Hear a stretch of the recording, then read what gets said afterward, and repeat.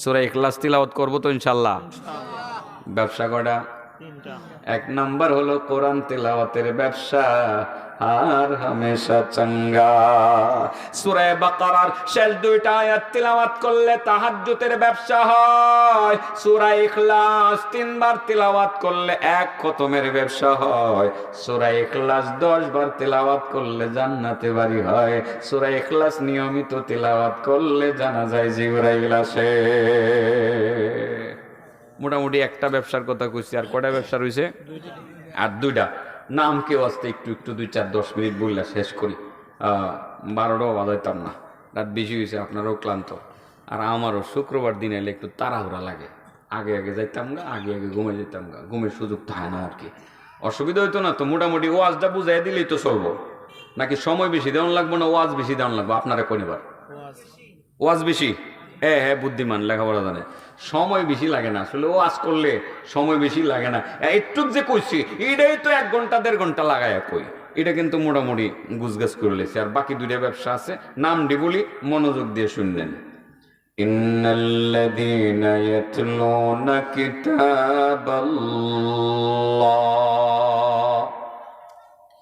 إن الذين يتلون كتاب الله وأقاموا الصلاة وأنفقوا مما رزقناهم سرا وعلانية يرجون تجارة لن تبور। আল্লাহ বলেন 3টা ব্যবসা যারা করবে, এমন 3টা ব্যবসা যে 3টা ব্যবসার মধ্যে কখনো কোনো লস হবে না, হার হামেশা চাঙ্গা। 1 নাম্বার হলো কোরআন তিলাওয়াতের ব্যবসা, 2 নাম্বার হলো নামাজ কায়েমের ব্যবসা। কিসের ব্যবসা? নামাজের না, নামাজ কায়েমের ব্যবসা। কি বলবেন? নামাজ কায়েমের ব্যবসা। নামাজেরও ব্যবসা হয়, নামাজ কায়েমেরও ব্যবসা হয়। নামাজ কায়েমের অর্থ কি? নিজে নামাজ পড়বেন, আর একজনকে নামাজের দাওয়াত দিবেন, মানে তবলিগের ব্যবসা। কিসের ব্যবসা? তবলিগ আসেনি এলাকাতে? করবেন তো? যায় না, এই হুজুর নেতৃত্বে যায় না, ফেস লাগে যাবো গা। যার কাম তার সাজে, অন্য করলে বেজাল বাজে। MBBS ডাক্তার, হার্টের ডাক্তার, হার্টের অপারেশন করা লাগবে। যদি আতিকুল্লারে কোন অপারেশনটা করেন, বুকটা কাইটটা অপারেশনটা করবো, রোগী বাঁচবো না মরবো? হ্যাঁ, তাহলে ডাক্তারি করা এটা আতিকুল্লার কাম না।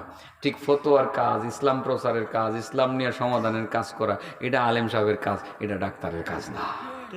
যার কাজ তার সাজে, অন্য করলে বেজাল বাজে। এই জন্য যেসব ভাইরা আছেন তবলিগের কাজটা আলেমদের থেকে আলাদা করতে চাইতেছেন, আমি 2টা পায়ে ধরি, আর বিভক্তি করেন না, দয়া করে এক হয়ে যান, আলেমদের নেতৃত্বে চলেন। কারণ ইহুদিরা চাইতেছে আলেমদের থেকে সাধারণ পাবলিককে দূরে সরাই দিতে। ইহুদিরার কথা হলো মুসলমানের মধ্যে দলাদলি বেশি বেশি বানায়, আর এদেরকে দুর্বল বানায়। তবলিগ সবসময় যেমন ছিল এমন করেন। তবলিগের মধ্যে সবসময় বলা ছিল আলেমদেরকে তাজিম করা, ইজ্জত করা, আলেমদের পরামর্শ মতো মানা, আলেমদের কাছ থেকে মাসলা শিখা। বরাবরই তবলিগের উসুলের মধ্যে এটা ছিল না? বরাবরই ছিল। এটার মধ্যে থাকেন বাবা। এখন কিছু লোক বাড়িয়েছে, আলেমরা তবলিগ কি বুঝে? আমি হাতে পায়ে দূরে বলে যাই, আবারও হাতে পায়ে দূরে, আল্লাহর হস্তে আপনি তো আমার ধানের ক্ষেতের ধান নিয়ে আসেন না, আমার চাউল নিয়ে আসেন না, আমি আপনার বিরুদ্ধে কেন করব? আপনি তো আমারই ছিলেন, গত 5 বছর আগেও তো আমি আপনি একসাথে বসে মসজিদে তালিম করছি। আপনি আমার থেকে যে আলাদা হয়ে গেলেন, আমার একটা শক্তি শেষ হয়ে গেছে, আমার ডান হাতটা চলে গেছে, আমার তো কষ্ট লাগতেছে, আমার ভাইটা আমার কাছ থেকে চলে গেছে। আপনি কেন গেছেন? কার কথাই গেছেন? আপনি তাড়াতাড়ি চলে আসেন। আমরা তো ভাই, তবলিগলার আমরা ভাই না সব? আমরা ইসলাম প্রচার করি। দয়া করে আলেমদের সিদ্ধান্তের বাইরে যাবেন না। কারণ ইহুদিরা চাইতেছে যে আলাদা হয়ে যাক, আলেমরা একসাথে হয়ে যাক এবং পাবলিক আলাদা হয়ে যাক, লাগাই দিয়ে 2 দলের মধ্যে মারামারি কিলাকিলি। এটা করলে তো মুসলমানদের ভুলে যায়, ঠিক না বেটি?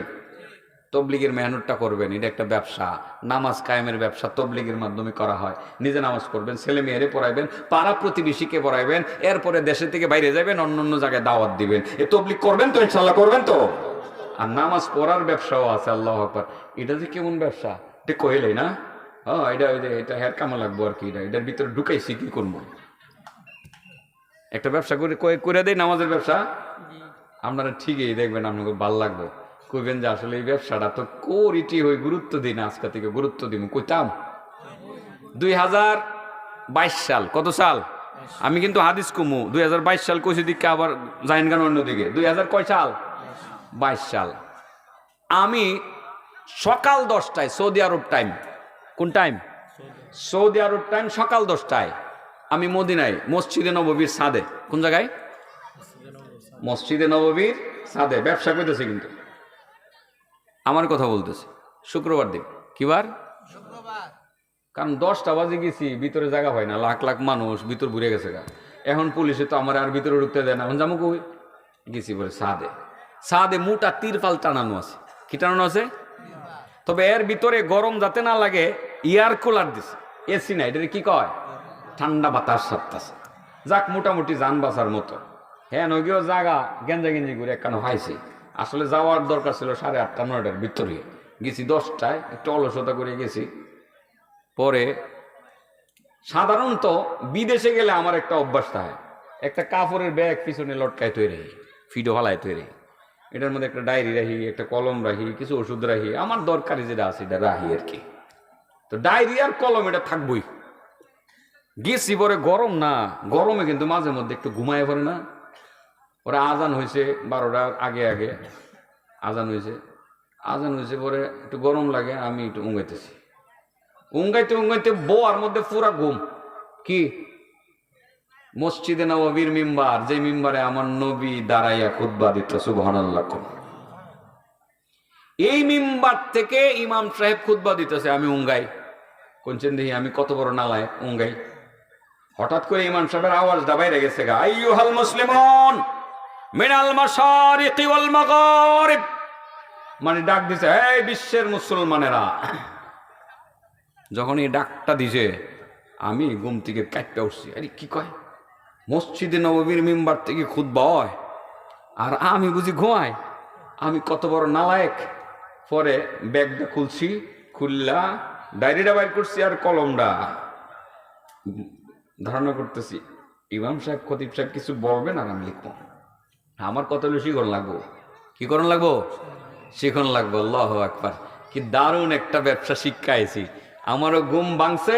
ইমাম সাহেব কয়, দেখো তোমরা বিশ্বের বিভিন্ন প্রান্ত থেকে আসছো মক্কা মদিনায়, মক্কা থেকে মদিনায় আসছো, কেউ মদিনায় আসছো মক্কায় যাবে, লক্ষ লক্ষ টাকা পয়সা খরচ করে আসছো, তোমরা হজ করবে, উমরা করবে, কিন্তু তোমাদের দেশের অতি সাধারণ মুসলমান যারা টাকা পয়সা নাই তাদের কি হজ উমরা করতে মনে চায় না?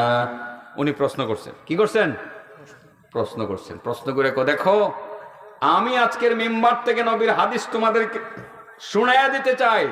তোমরা আমার কথাটা যার যার দেশে গিয়ে যেসব মুসলমানেরা হজ আর উমরা করতে আসতে পারে না তাদের কাছে আমার এই জুমার খুতবার মূল বক্তব্যটা জানাইয়া দিও। আমি কি জানামু তাইলে? আমি রেডি হইতেছি, লিখমু, এখন লেহার কিছু পাইছি না, লেহা। এরপরে একটা হাদিস শুরু করে দিছে, বাবা ব্যবসা কিন্তু চাঙ্গা। ব্যবসা কি? عن أنس رضي الله تعالى عنه أنه قال رسول الله صلى الله عليه وسلم من صلى الفجر في جماعة ثم قعد يذكر الله عز وجل حتى تطلع الشمس فصلى ركعتين كانت له كأجر حجة وعمرة. قال أنس قال النبي صلى الله عليه وسلم تامة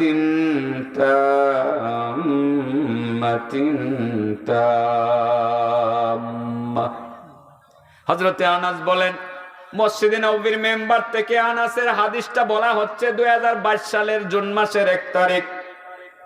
কত সালের? 2022 সালের জুন মাসের 1 তারিখ মসজিদে নববীর মিম্বার থেকে, যে মিম্বারে দাঁড়াইয়া আমার নবী খুতবা দিতেন, সেখানে দাঁড়াইয়া খতিব সাহেব ঘোষণা করলেন আনাস ইবনে মালিকের হাদিস।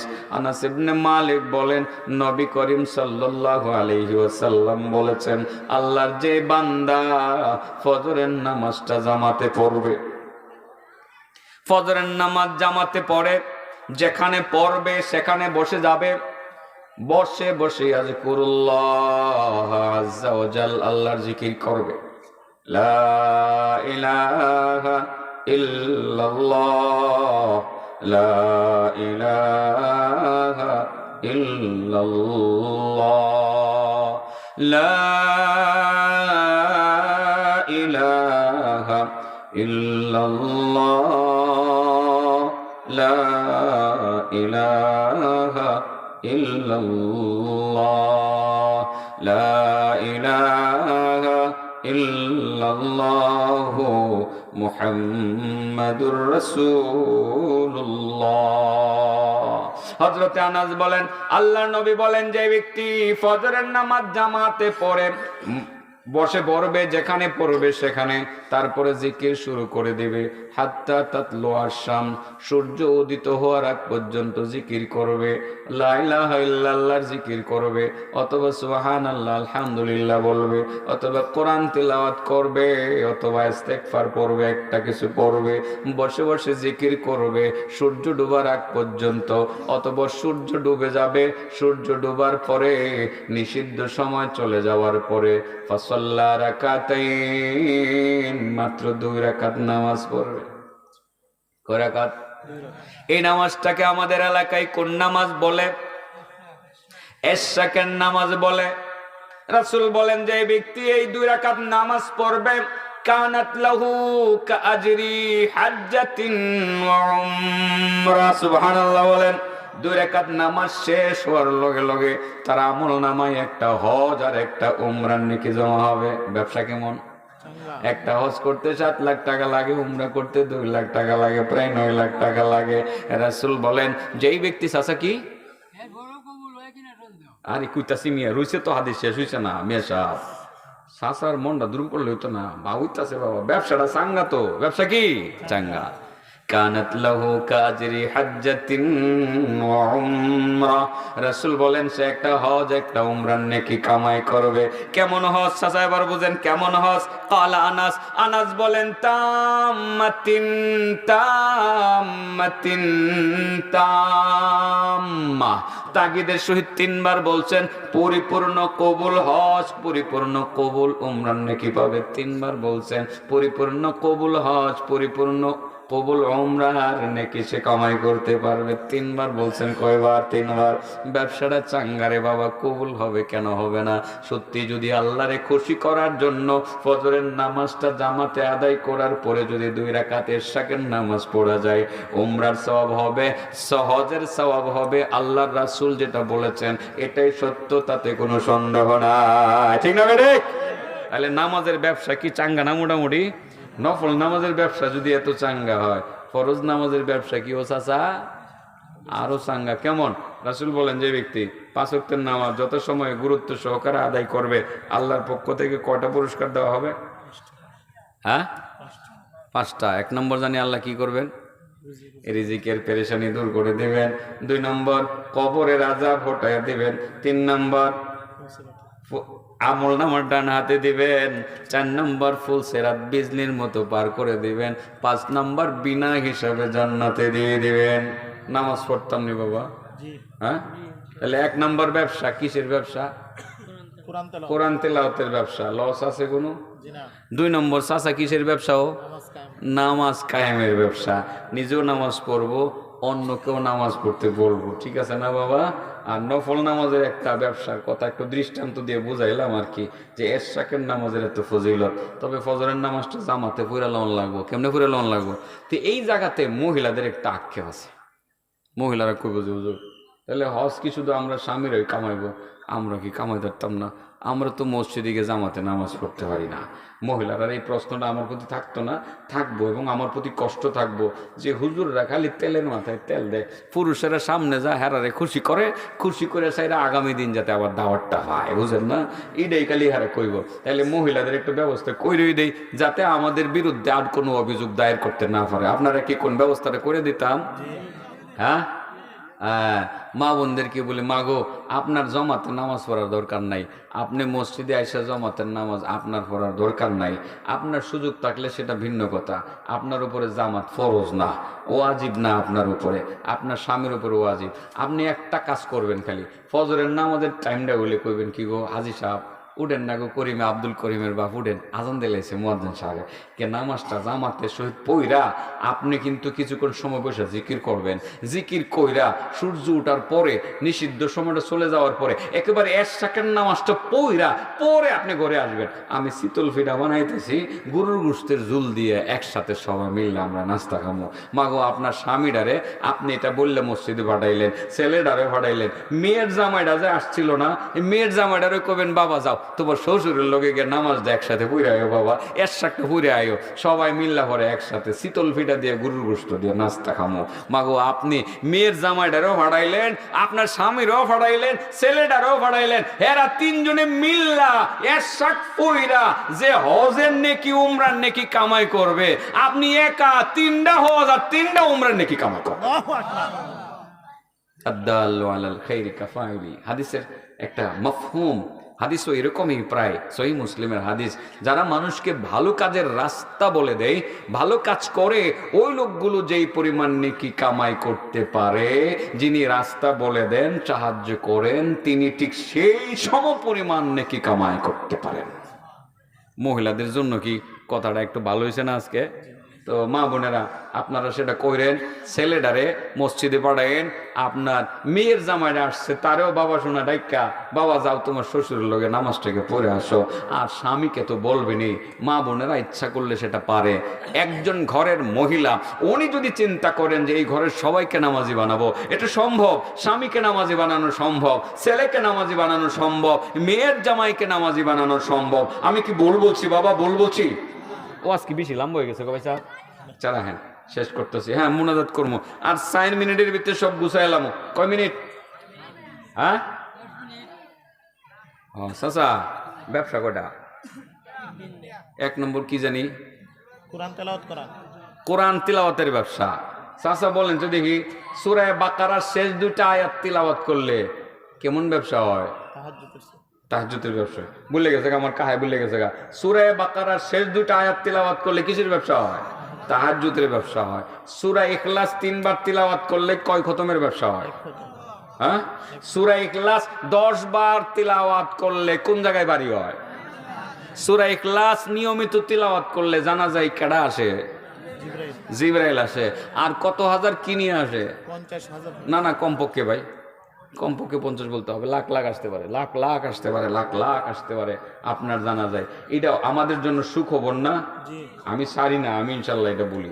আমার অনেক ভুল হয়, কিন্তু সূরা ইখলাস আমার মনে হয় আমি আর সারি না। এই জন্য আপনাদেরকে বলি, আপনারাও সাইরেন না। এটা যে ধরবেন আজকে রাত্রের থেকে, যাইতে যাইতে পড়বেন, আইতে আইতে পড়বেন, সকালবেলা ফজরের নামাজ পড়েও পড়বেন, যখন সুযোগ হয় তখনই পড়বেন, দোকানে বসে বসে পড়বেন, আড্ডা দিতেছেন 2-4 বার করে লাইবেন, পড়বেন তো ইনশাআল্লাহ।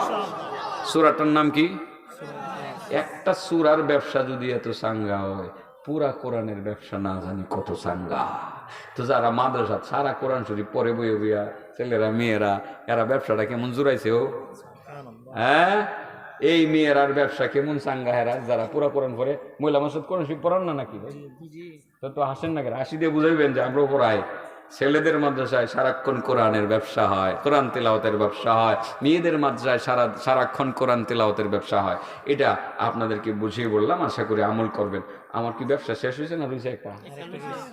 ও, তারও 1 মিনিট 2 মিনিট যাই হোক, তাড়াতাড়ি শেষ করতাম স্যার, ঘড়ি দেখি। কারণ কোনো আমি চিন্তা করতেছি যে 11:50 যদি বাজাইতে পারি, মানে 48 বাজে, কারণ আমার টাইম ছিল 11:50 সব বসে। 1 ঘন্টা না হইলে তো আসলে হয় না, ঠিক আছে না? 3 নম্বর ব্যবসা তিলাওয়াতে বুঝিয়ে দিই, শেষ।